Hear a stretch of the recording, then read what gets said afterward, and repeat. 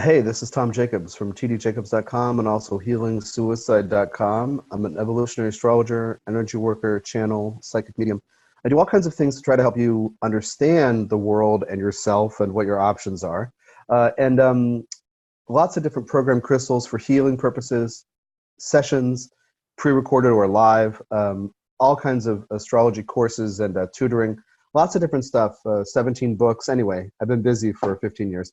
So this video is on Uranus and Taurus, and my first thought was to do a Dear Diary thing, which I sometimes do in audio and in my blog sometimes, with the idea of like using my own thought patterns and thought processes and my own experience to explain a principle or a topic. But I'm going to explain a little about Uranus, and then I'll give you some ideas about how I'm personally working with the principles that I'm teaching you, in case it helps bring it to life. The basic idea is that Uranus, as a planet transiting, will ask us to free ourselves.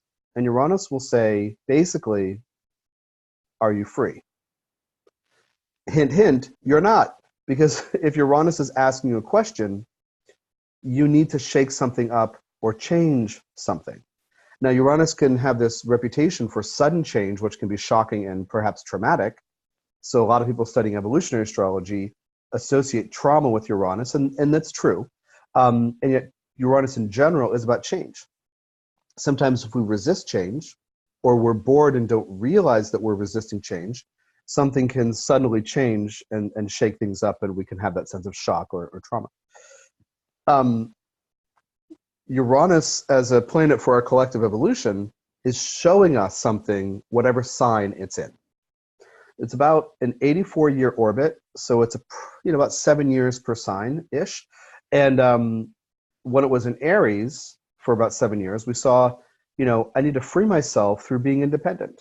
I need to free myself through trusting my instinct, trusting my body, Aries kinds of things, right? Working through the lens of Mars, so to speak, sponsored by Mars or informed or wearing the costume of a Mars-type character, martial character. So the freedom you needed to create was in leaping, trusting your gut instinct, making decisions for yourself, perhaps without thinking or deliberating too much, trusting instinct, right? And that can have a lot of fiery sense of impulsiveness. So that was, okay. Last year, right now it's the end of May 2019. In 2018, Uranus dipped into Taurus for a few months, and then it retrograded back to Aries. Well, now it's back in Taurus for the duration of this 7-year transit. So Taurus is about the lens of Taurus, or the costume of Venus, that is the sign of Taurus, is about slowing down to focus on what is essential. So in Aries, you're all over the place because you're grasping, you're reaching, you're jumping, you're leaping, whatever. Kind of do that like a little robot here. But anyway, Taurus is about paring things down, trimming things. Maybe stopping doing, maybe you have 6 things you do. Maybe you need to consolidate your energy and time.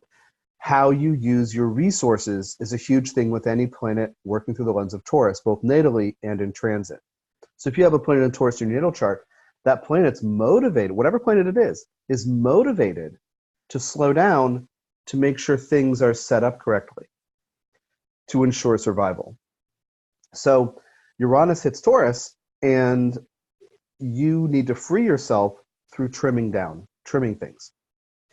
Viewing with logic, because Uranus is an air planet, relates to Aquarius, an air sign, an intellectual approach, objective.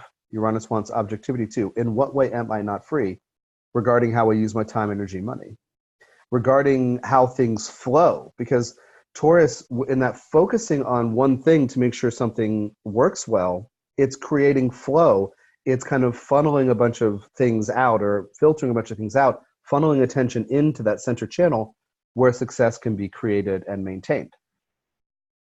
So when Uranus hits Taurus, you have to think about how you use your money. And we think about Taurus in the second house in astrology. We often think about those in terms of money and possessions. But money and possessions are just tools and trappings of energetic flow. So like I have a possession, I bought it because I wanted it. Well, I had the money. It's an energetic expression of what I wanted. It's an energetic expression. It's a result or a manifestation of energy. Or I felt I needed, right? Something like that. or even I created something. That's a Taurus thing as well. What is useful? And I can create that. So Uranus hits Taurus, and you might say, this cluttered garage, it's done, right? Get rid of a bunch of stuff. Uranus hits Taurus, and you're like, you know what? I don't actually go to the gym. Let me stop paying them 15 or 8 or 30 bucks a month, whatever it is. Let me stop wasting my money. But it looks like it's about money and possessions, but it's really about your value system. So what do you value? And if your brain goes immediately to money and possessions, or I value my job because it pays me money so I can buy stuff I want and like, that's your brain. What feels true to you as an inner guiding principle about how you will live your life. I use this example all the time, and it's kind of silly, but it's actually very effective. And with the idea of how do I know what my values are? Because we don't talk about that. Political parties and religious groups coalesce around values. Some of them even have values and family values right in their name. But we don't talk about that in our day-to-day living. So how do I know what my values are? Well, sometimes I learn in contrast to others. So I use this example. I meet a new friend randomly. We hit it off. And he says to me, hey, let's hang out on Tuesday night. I'm like, great, I'm available Tuesday. So we get together, and he has this duffel bag full of spray paint cans. And he goes, hey, let's go vandalize this school. Well, I'm not going to do that. But it wouldn't have occurred to me that that might be his value system, what he thinks is fun, what he thinks is useful or fun or enjoyable. So I'm not going to do that. So we often find out about our own value systems individually, right? Our individual values in contrast to others' values. So if I say, what are your values? What is important to you? Part of you might not really know, right? I was actually just talking with a client a little bit ago whose North Node is in the second house, related to Taurus. And she was just talking, South into the 8th house. She was talking about how her just ideas about money in her family system. And she was like, but I'm not going to do that. I'm not going to be fearful about money. And, she was very clear. Those are not my values. So we often learn in contrast to others what we do find important and what we value. Or let's say, for example, think of another all these silly examples. This is going to sound weird, and I'm probably going to be embarrassed that I'm saying this, but should I do it? Yeah. So I had a bunch of friends that I used to hang out with in another place where I lived, and when we all went out together, they're very like communal oriented, and we'd all order stuff, but their idea was everyone would share. I just want what I want, So like I just want the one thing. My son's actually in the second house in Taurus's house, so there's that sense of focusing on that one thing that works, that is valuable, that helps you get somewhere, or that you desire. Anyway, so I was always this awkward sore thumb because I didn't really want to share it, not because I'm a jerk, but because I wanted one thing. I did not want 7 things. Anyway, so that's kind of what's going on in Taurus. You figure out what matters and then you stick to it. So you develop integrity, in other words, through adhering to and living according to your own values. So Uranus hits Taurus, you have to individuate it through this process. So how you use your money and how cluttered your garage is or whatever, your desk, your bedroom, whatever, your space, your shelves, those are part of it. But how you use your energy, what you focus on, that's important. Your time and your attention are resources. The thing about the phrase is, I wasted my time on that thing. Or I'm working on paying attention to this other thing. I'm paying. I lost time, right? All these things about our relationship with time and attention. So there's some like little things that I find inspiring, like U.S. Senator, is it Kirsten Gillibrand's thing about recall. This is from a year ago when Uranus first went into Taurus. She mentioned this thing, and I haven't heard her talk about it recently, but she may be. I'm not following her very much, but reviving the U.S. postal system's banking infrastructure. Like basically, it has this existing infrastructure that can be used for banking, and it was in the, I don't know if it was the late 19th and up to the mid 20th century or just in the early first half of the 20th century, but it actually has this great efficient use of the infrastructure already built in for people who are low income. So it's like a revolution regarding banking. So little things like that are really interesting. Anytime where you revolutionize how you use your time, energy, money, or how things flow, even that same client with the South and the eighth house, sometimes she pays me with new services that I have to figure out. Like I have to sign up for something and put my email address in, then it gets connected to my bank account. She pays me for that.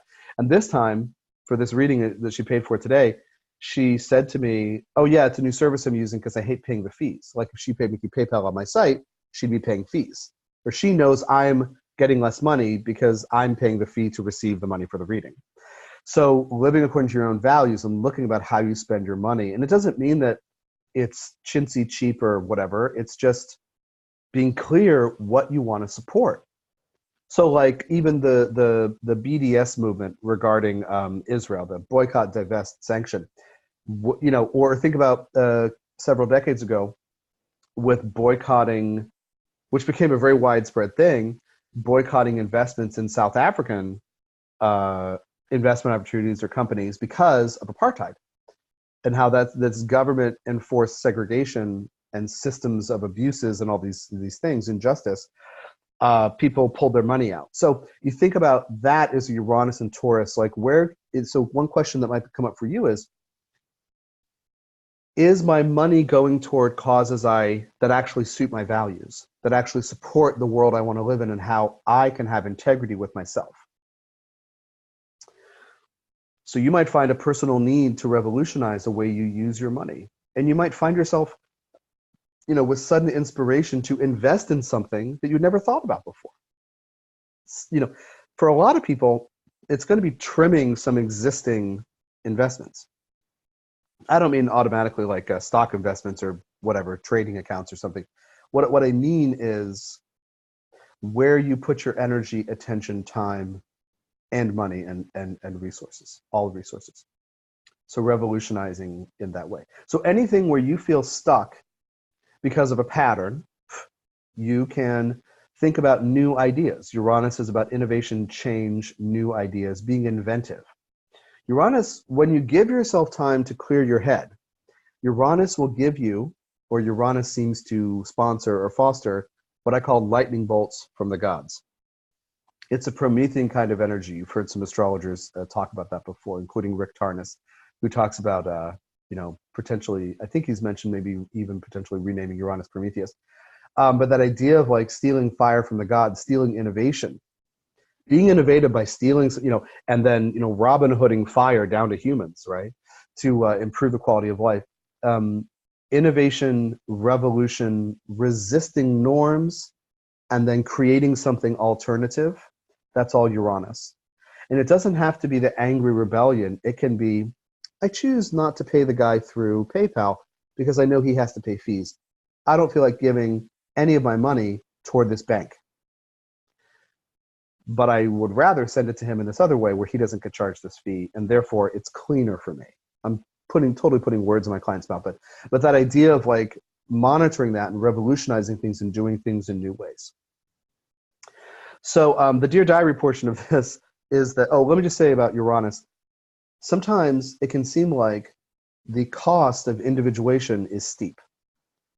So some people, all of us at different phases in our lives will resist individuating or breaking free from what confines us or makes us feel stuck in routine and crystallized.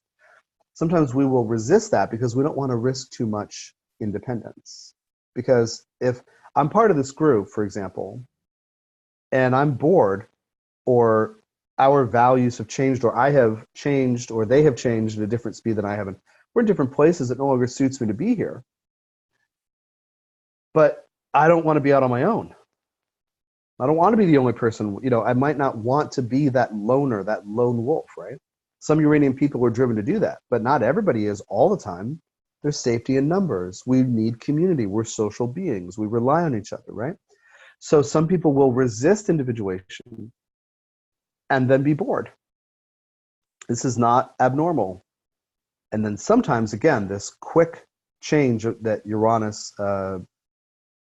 offers or causes or seems to sponsor at different times, if you don't change and you know you need to, or you suspect you might need to, and you don't, it'll change for you. The world will change. The group will kick you out, whatever. Yeah, so that is part of the sudden change of Uranus. Is if we resist it or we're afraid of change and we don't give ourselves a chance to grow through individuation and all those other keywords, then it might change anyway. So here's the Dear Diary portion. We'll get into that. I've had this relationship recently I've been busier than normal recently, which is great. I'm really grateful that my business has been growing. And I've really been looking at how I use my time and my energy and my money. Like for me, I often have a conversation in my head about what is the right price for something. And over the course of years, I'll adjust it. And I'm trying to find the right balance of the energy I give and the energy, time and energy and attention I give for it or put into it versus the money that comes in.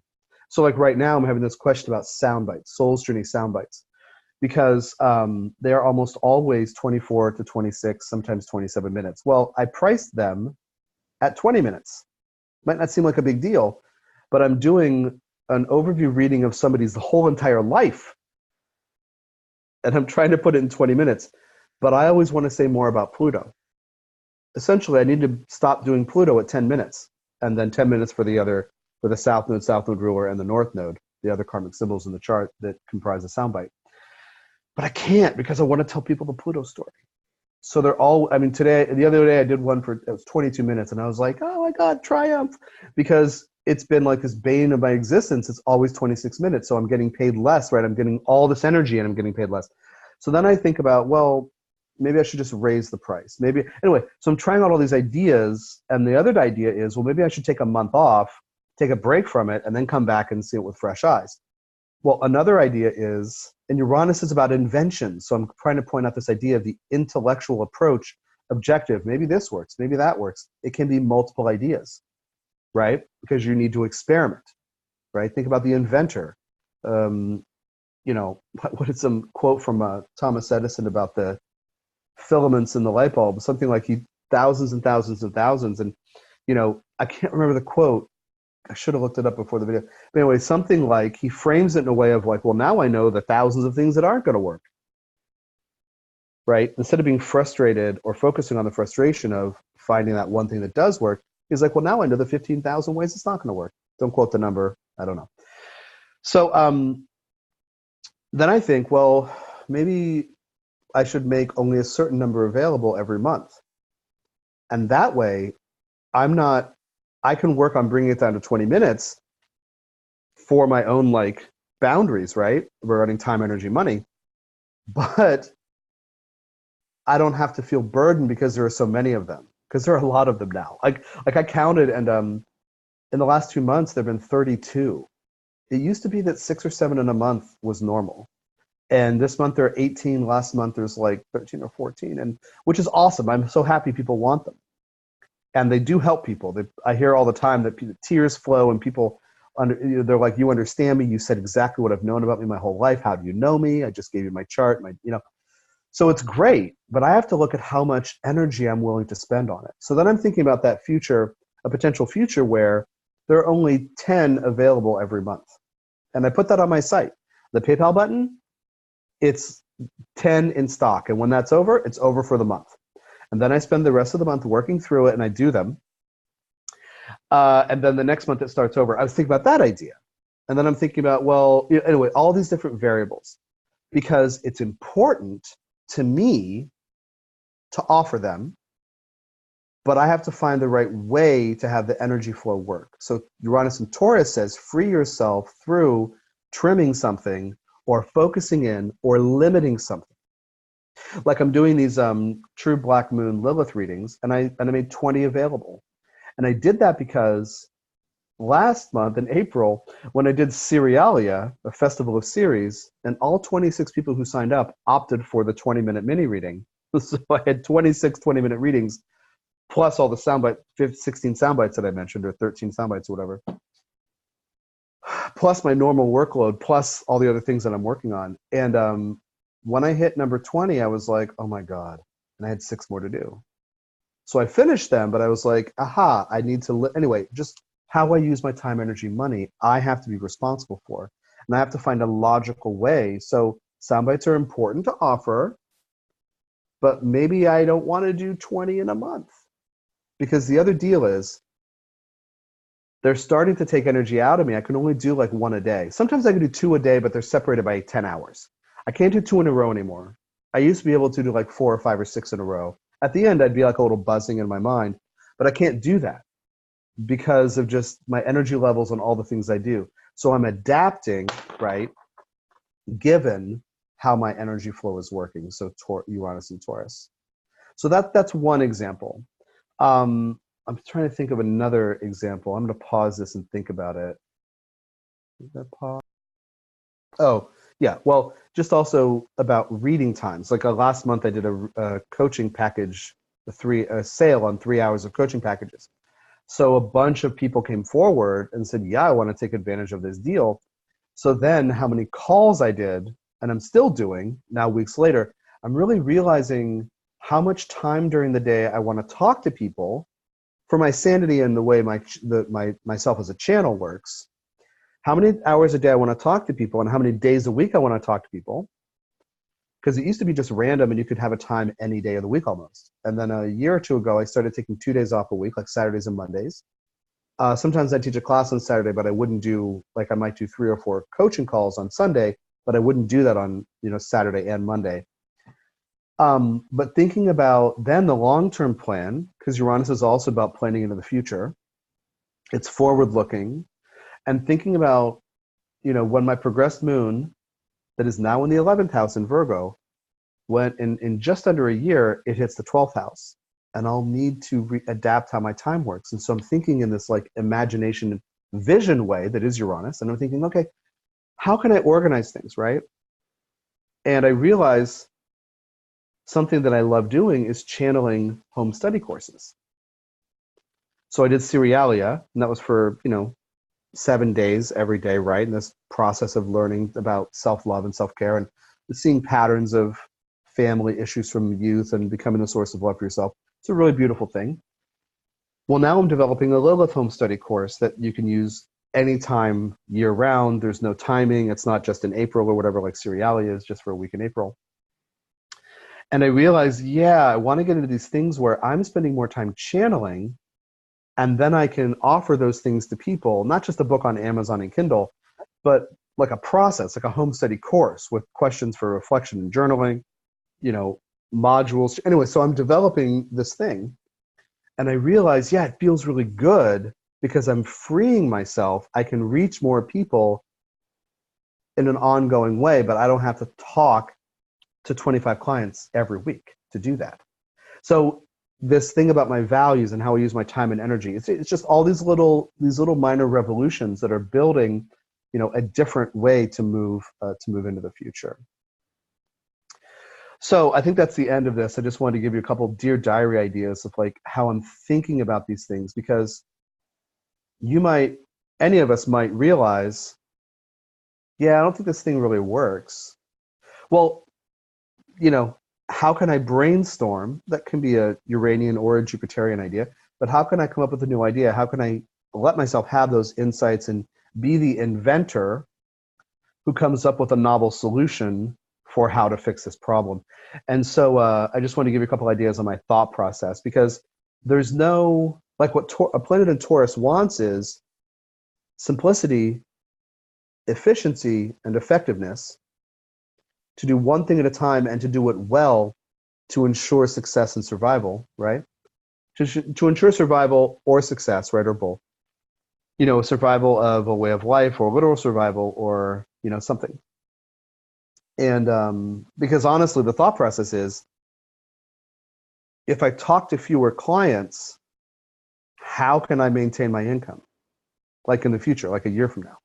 How can I do that? And the answer is home study courses that are available year-round that are valuable to people. So this one on Lilith is the first one that I'm channeling Ascended Master Jehudi, also known as Thoth, Merlin, Hermes, Saint Germain. First time I'm channeling Jehudi, which I've done for years, on Lilith, which I've done for years. But it's the first collaboration, and it's really special. So there's a lot of value in that for me, and then I'm going to sell it to other people for their own healing processes. So anyway, that's the kind of thought process. How can I essentially work less, but still reach people? Okay. So anyway, that's the whole idea. So your planet in Taurus wants to do one thing and consolidate, right, and pull energy in and conserve energy. But Uranus wants to try out different options first. So you find out what feels true and what works, and you focus on that, but you might have like 10 ideas and then pare it down. So don't be frustrated. I'm inviting you not to be frustrated if you need to change something, but don't yet know how to do it. Essentially, you might need to give yourself permission to have freedom, which is the Uranus kind of thing, to be different or to shake things up or to stop following through on a certain commitment or to withdraw yourself from a certain responsibility or something. That's part of Uranus. Do I really want to spend, every week doing this thing? Do I want to spend every Tuesday night doing this thing? Going to this meeting or this club, like, does it serve me? Our purpose is still aligned. You might have to pare down. And anyway, I'm going to stop talking now. Thanks for your time and energy. Thanks for your interest.